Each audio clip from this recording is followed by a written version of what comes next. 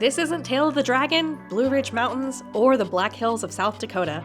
In this video, we'll embark on the best-kept motorcycling secret of the Midwest.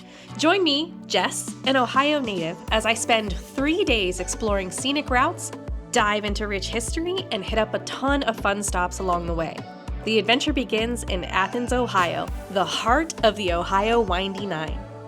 Ohio Windy Nine is a collection of 9 carefully curated routes with a list of roadside attractions, suggested eateries, fuel station, and places to stay overnight. Request the official Ohio's Windy Nine physical map or download the PDF map using the link in the description below. Now that we have our heading, it's time to start the adventure. This is pretty incredible. The Miners Mural is just one of many murals you can find down here in Athens, Ohio, but it gives a little nod to the coal mining heritage. So even though this is going to be a motorcycling video, the one thing that I wanted to share with you guys is the places that we're visiting in this video are so historic that a lot of the original buildings no longer exist. That's why I'm going to show you this app called Invisible Ground, and you can scan some QR codes in the area and it'll show you the history of things that used to exist here before they were either demolished or just dilapidated. Oh wow, that is incredible. So right behind me is the Hangover Easy Diner, and I don't know if you can tell on my phone here, this actually used to be the Berry Hotel. Oh, that here, you know what, I'm actually going to screen record this for you guys, but that is truly incredible.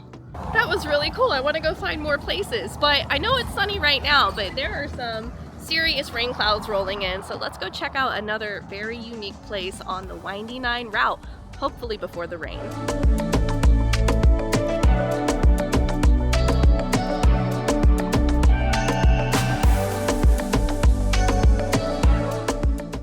The People of Color Museum exhibit showcases the rich history of the Tabler family and their descendants, reflecting the broader story of survival in Appalachia. David Butcher's dedication since 2003 has evolved the exhibit into a museum, attracting international researchers. David's vision aims to preserve the legacy, advocating for the museum's expansion and the reclamation of the Tablertown name in honor of its heritage. I am David Butcher. I am the Executive Director of the Tablertown People of Color Museum. We are descendants of a slave and a plantation owner's son, and an oral history that was passed down to us for nearly 190 years. We are just scratching the surface. We have a large collection here, and we're in a pole barn. And our goal is to build a world-class museum in our community. Pass this on to the next generation. I feel like we are passing it on to a great generation of kids that are educated. I feel like we're leaving it in good hands, but I just feel like it's real important to pass this on. Our last job left our community in 1950. So they mined coal in our community from 1850 to 1950, and that was the last job. And we're going to attach this to the Underground Railroad stories that we have here. And this story really it's told all over the United States, and now it's been told in Germany.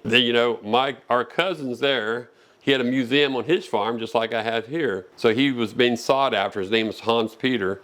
He's been sought after to come tell this story about his African-American relatives that came to the British, that were in the British colonies there. The easiest ways to Google me, I'm on YouTube. We're working on a website, but if you just Google David Butcher, Tablertown People of Color Museum, we're actually working on a website right now with ACENET from Ohio University. That was an absolutely incredible historical stop on this motorcycle trip, you guys. Oh man, I cannot wait to see what becomes of this museum in the future of the people of color here over in the Athens County area. Let's go ahead and hop back on the motorcycle and head over into Marietta, taking Pioneer Pass. As I depart the museum, we'll continue on the first route in this video, Pioneer Pass. On Pioneer Pass, you'll experience majestic rolling hills and a glimpse of State Route 555, aka the Triple Nickel, as you breeze by ridgetop farms and orchards on your way to and from the historic river town of Marietta, Ohio.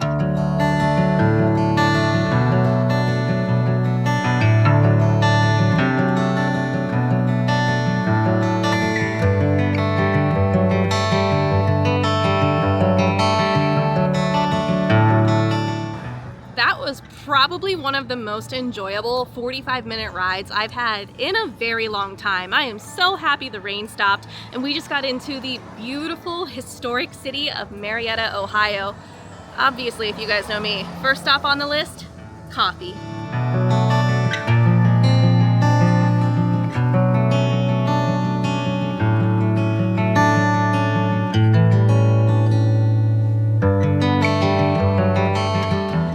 Oh my gosh, that is exactly what I was needing to continue fueling myself on this day. But I'm not hopping back on the motorcycle yet because we are here at the beautiful historic downtown Marietta, and I kind of want to go check out some of the shops and maybe go see the Ohio River. Let's go check it out.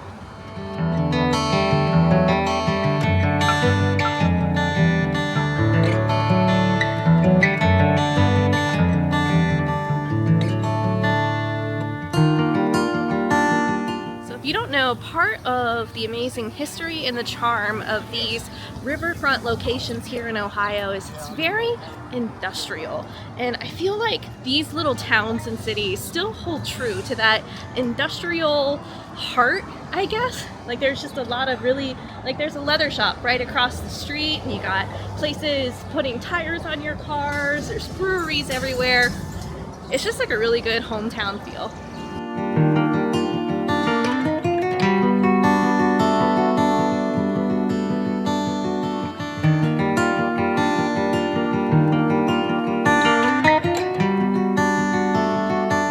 Okay, well, the historic downtown area of Marietta is definitely an awesome place to be, and I could stay here all day, but I just learned of something a little more morbid.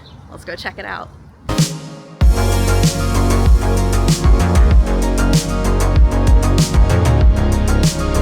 This next stop is a must-see. I am here with Bill, and he is the owner and curator of the People's Mortuary Museum. Let's go check it out.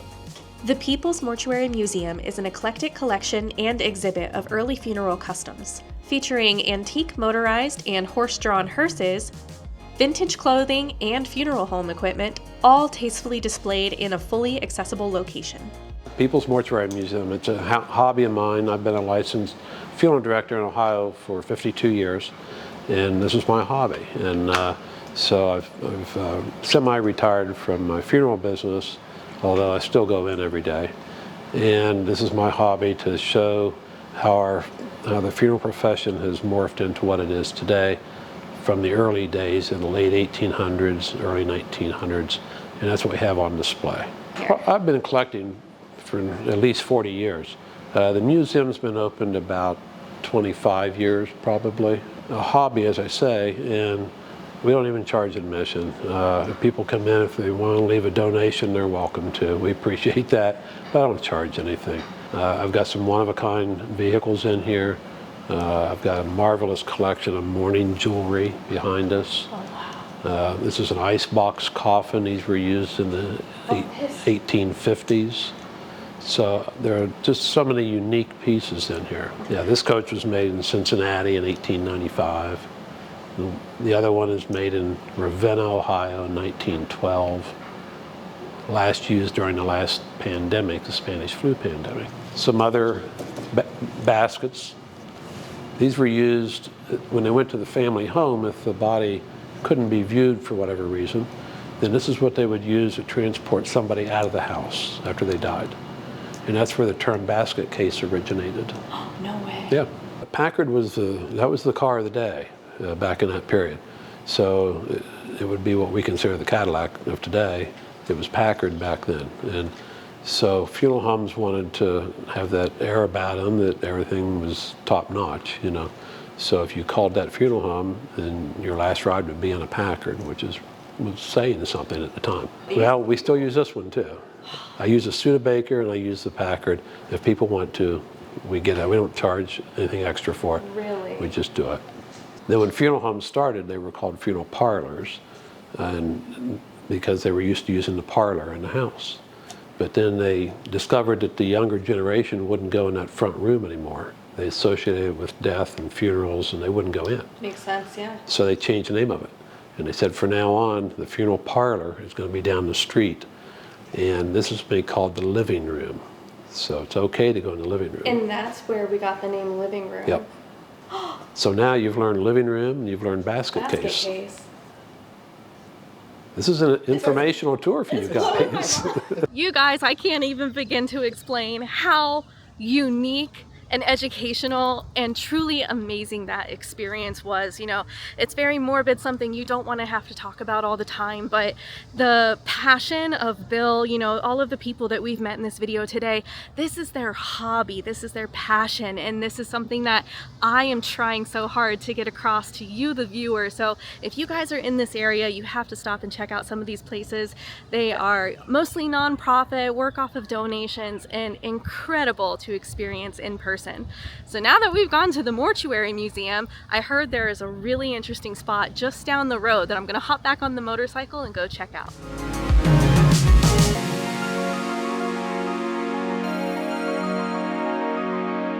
Well, that was a short and easy ride, but we are officially at the Mound Cemetery, and we're going to meet with the curator, Mike, here in just a little bit.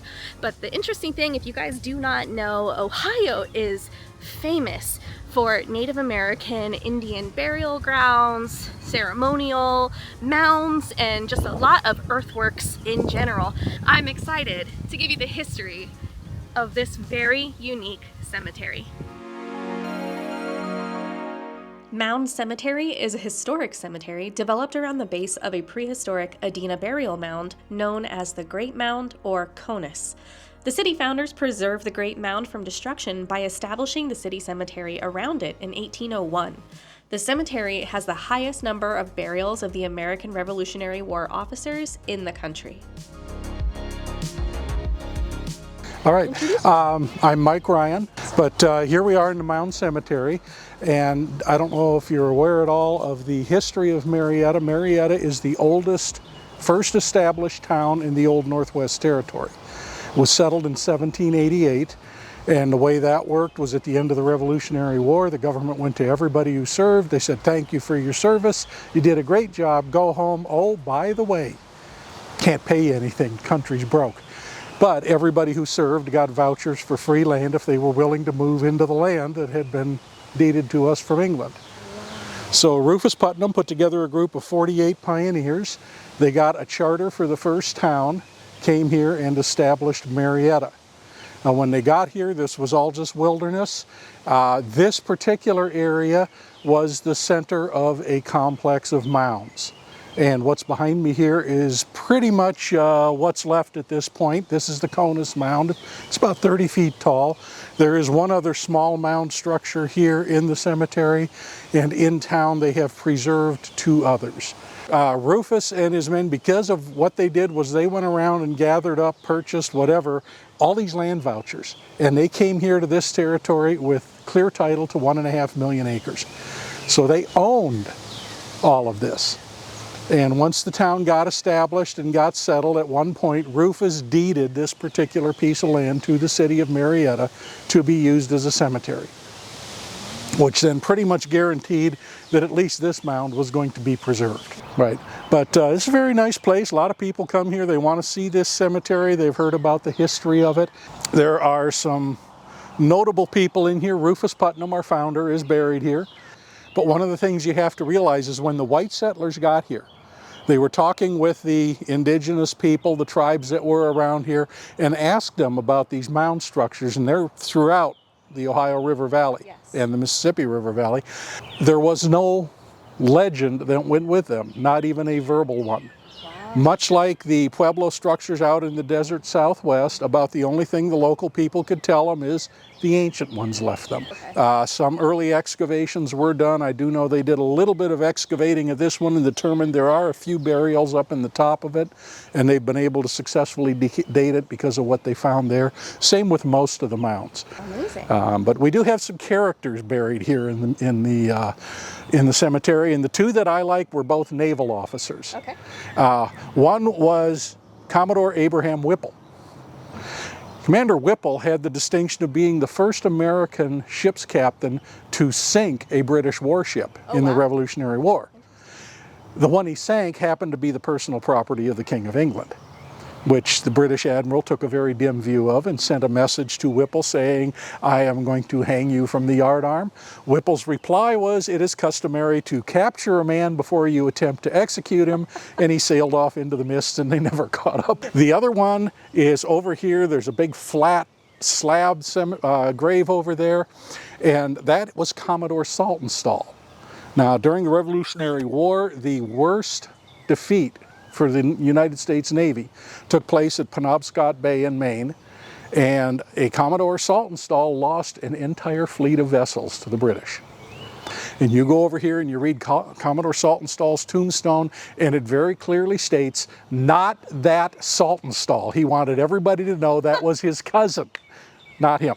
Oh, Well, we're just something we're really proud of here. It took place over the last few years. The Historical Society has a fund dedicated specifically to the maintenance of this cemetery, even though it is a city cemetery. There was a very nice detailed book written documenting all the burials here, and the proceeds from that book, it was written in that the proceeds had to go back into the Mound Cemetery.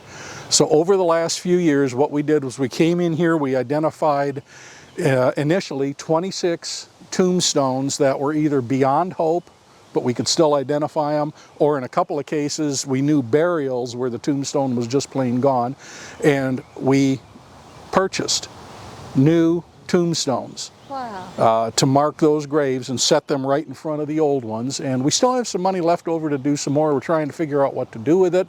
In the process of doing that, the city came to us and said, "Well, that's a great idea. Is there any chance this will result in a map of exactly who's buried where?"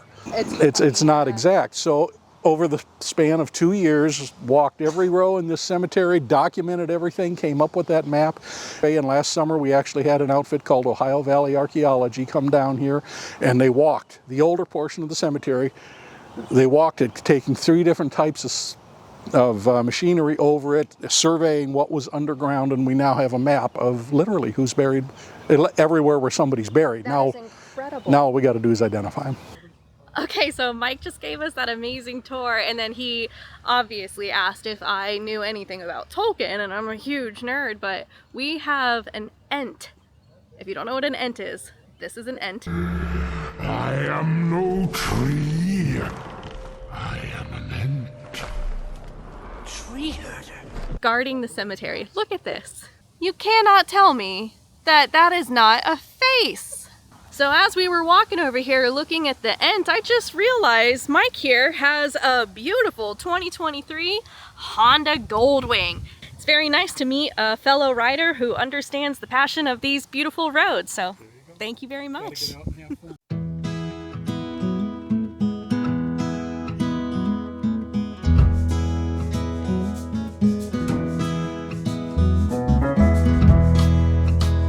The Eclipse Company Store is a unique building in that it's the only one of its kind, now standing in southeastern Ohio.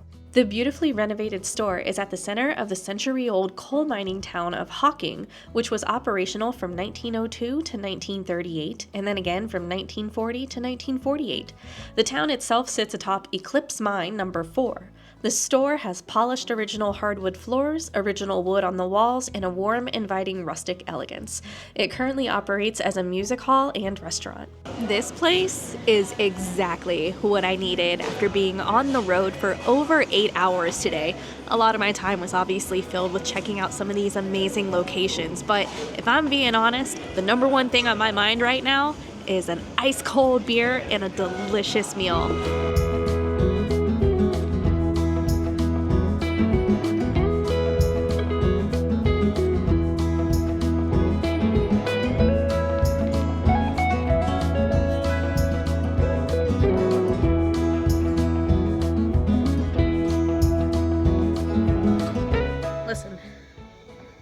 Not polite to talk about somebody's weight, but I am waddling out of this place. Oh, so full.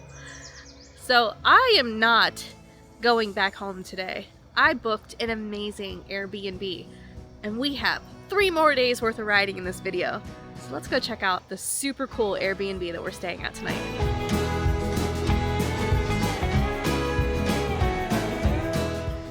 I know it's kind of dark and it's hard to see, but you guys, this is incredible. I just checked into this adorable Airbnb and it's an old tobacco mail pouch barn. Half of it is literally still a horse stable, but the other half has been converted into a beautiful Airbnb. So come on, I'm gonna give you the tour. It's very dark over there, but that half is still used as a horse stable. And if you turn around here, this is the front door.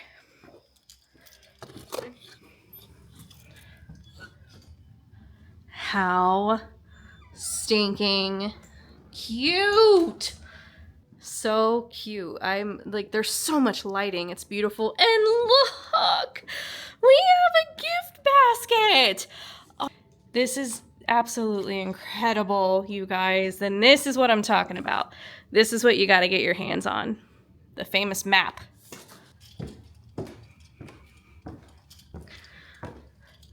Rustic wood everywhere.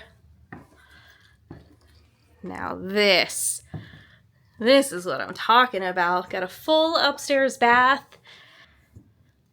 And then rotate right around here to the bedroom.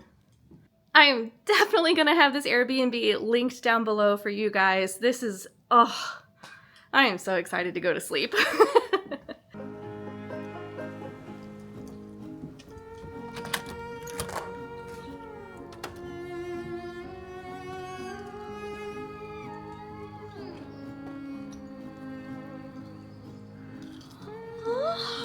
Little kitty. Hi, good morning. Hi, pretty. Are you a barn cat? You out here catching the mice? All right, get to work. You're gonna have a busy day as a barn kitty.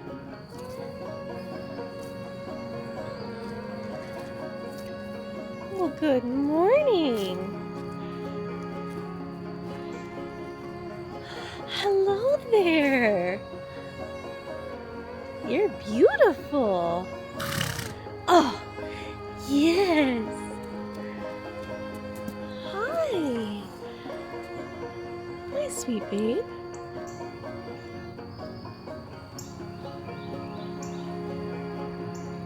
The Airbnb here. That's our Airbnb. It just looks like an old barn from the outside, but this is pretty incredible. Well, good morning. I woke up in Athens, Ohio this morning, and this half of the video is probably going to be officially riding the rim of the world. This is the Windy 9 map that you can get. You can have it ordered to your house for free, but I'll show you guys what we're going to do. We're going to ride up from Athens into Gloucester. We're going to go get some coffee and then head over to some of the coolest and 100% must-see stops as a motorcyclist in southeastern Ohio. So let's hop on the bike and hit the road.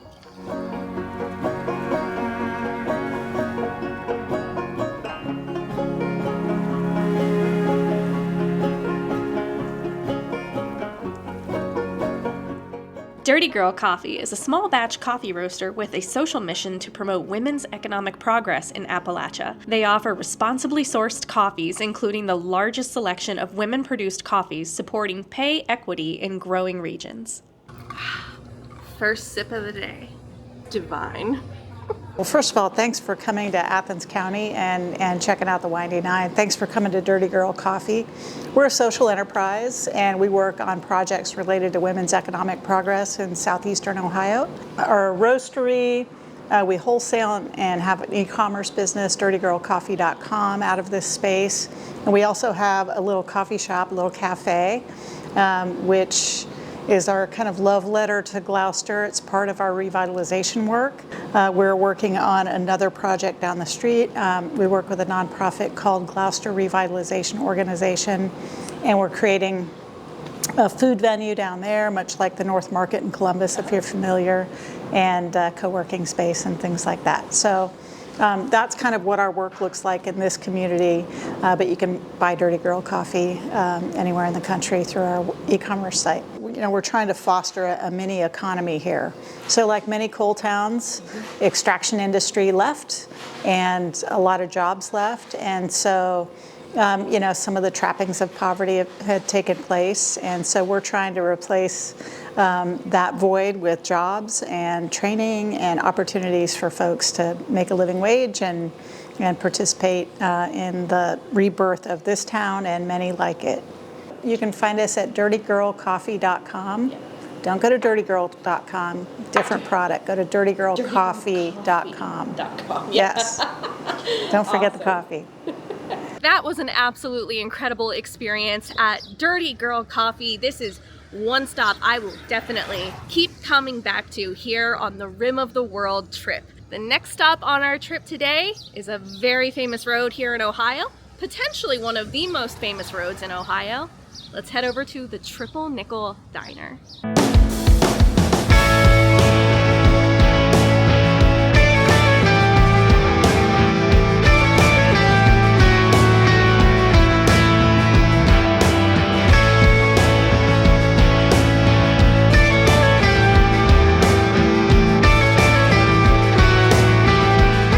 The Triple Nickel Diner in Chester Hill, Ohio offers a cozy, welcoming spot for the community to gather and enjoy delicious home-cooked meals. Right along the Triple Nickel, the quaint diner has everything you could want, from hot coffee, cold beer, and delicious meals to keep you fueled up and ready to ride. Woo! The Triple Nickel Diner absolutely hit the spot, and I am ready to start crushing some more miles. There is a place on the Rim of the World route that I have never been to, so let's go check it out next.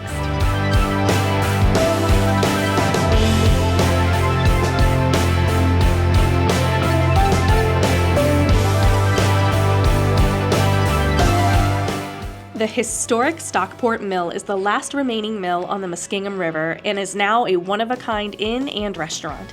The mill has operated on this site since 1842.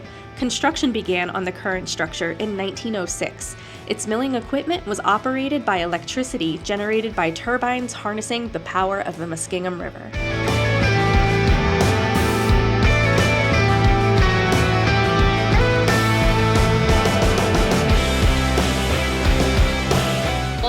This is a super beautiful area and just a really nice place to stop on your motorcycle trip.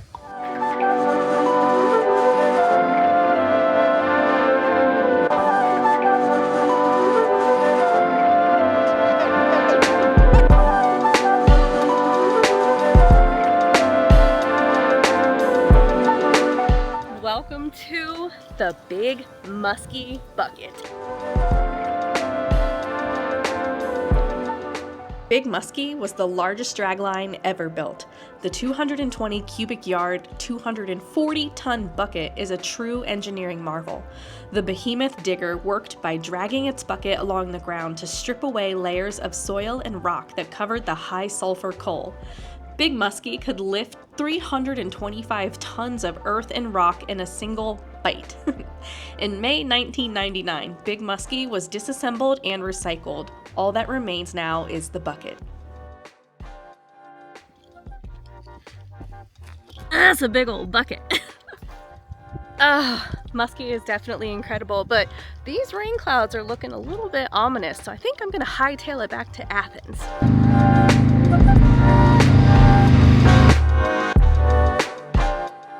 Well, good morning. I just finished cleaning up my adorable Airbnb. This place was so cozy and homey and relaxing and just an amazing place to come spend the evenings when you've been riding all day. So I want to make sure everything's all done here, but there's one more thing I need to go say goodbye to before we hop on the bike and head out to the Southern Rim ride. Let's go.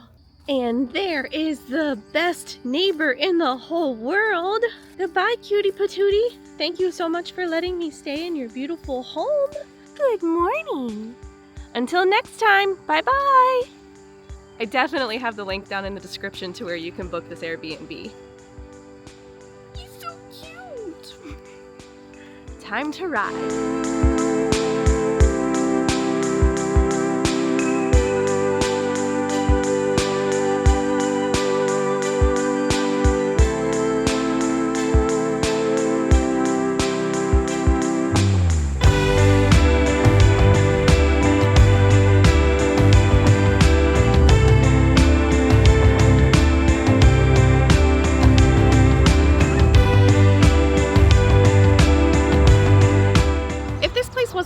literally 2 hours away from my house. I would ride here for coffee every day, and I haven't even tried the coffee yet. But look at that view of the Ohio River. Yeah, we're gonna do some walking. Oh, there's even a cute little garden area. This is my kind of riding.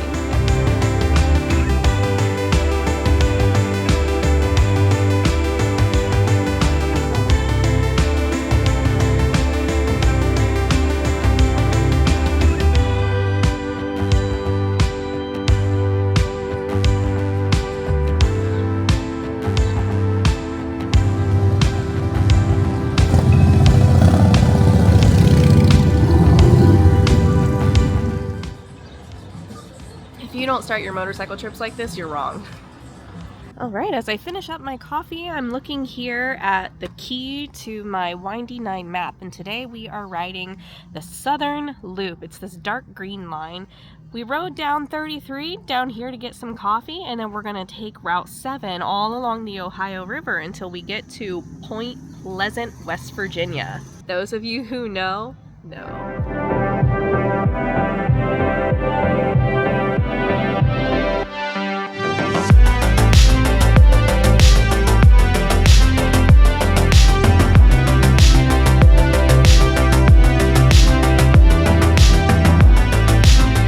Popularized by the book The Mothman Prophecies and its film adaptation, the legend of West Virginia's Mothman is now so well known that the cryptid even has a massive statue in its honor.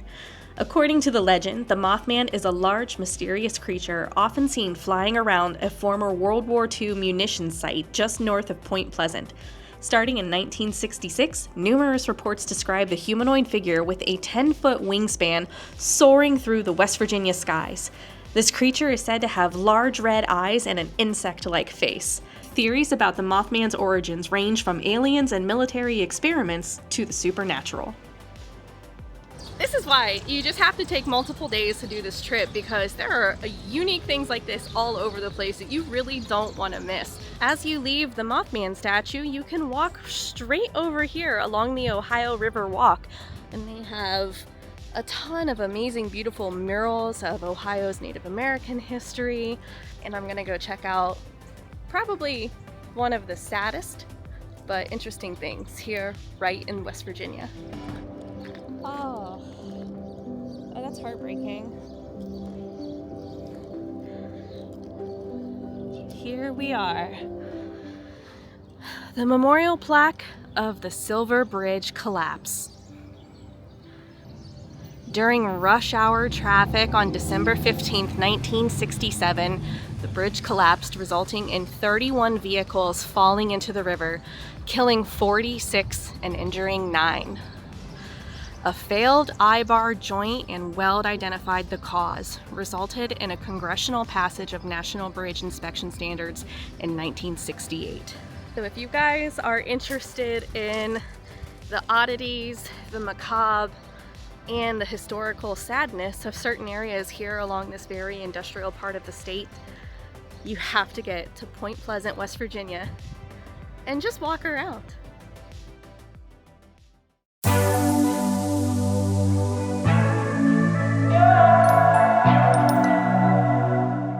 As I reflect on the past 3 days, I cannot help but feel proud and inspired by the amazing places I've experienced on the Ohio's Windy 9. From the rich history at the People of Color Museum to the adrenaline-pumping curves of the Triple Nickel, every moment was unforgettable. Riding through the scenic routes like Pioneer Pass, Rim of the World, and the Southern Dip, I witnessed the true essence of Ohio's beauty and culture. Thank you for joining me on this adventure, and remember to request the official Ohio's Windy 9 map and plan your own epic journey. GPX files are also available for free. Until next time, you guys be good and ride motorcycles.